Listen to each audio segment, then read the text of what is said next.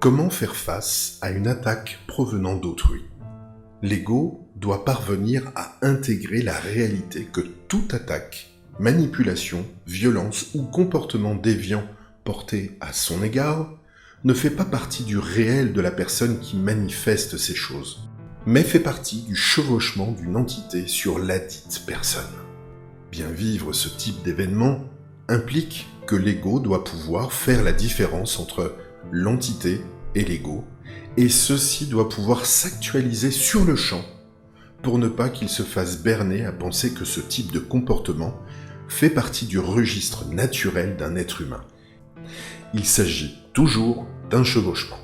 Si l'ego qui est attaqué réagit de manière personnelle, c'est-à-dire qu'il interprète ce qui se passe comme une attaque d'un ego envers lui, il subira les effluves d'une entité qui essaye de le piéger dans sa toile mensongère. Il deviendra alors sujet à tomber dans ces mécanismes psychologiques de fuite ou de défense, donc dans la polarité de sa propre personnalité subjective, dirigée par un mémoriel involutif non intégré.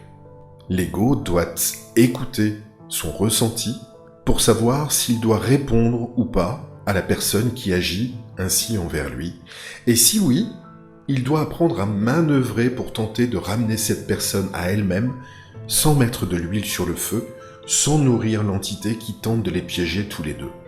Dans ses actions, l'ego scient de ce phénomène doit tenir compte du fait qu'il y a devant lui une personne souffrante, mais aussi une entité qui tente de répandre son venin.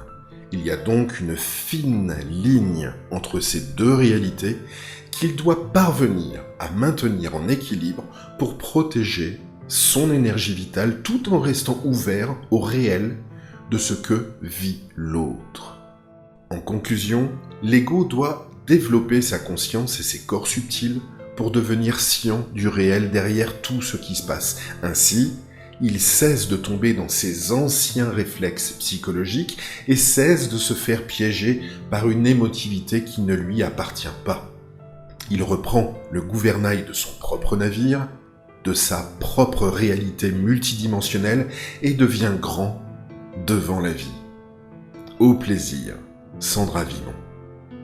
Ce texte est tiré du site www.supramental.biz. Voix narrative, Romain Lezen.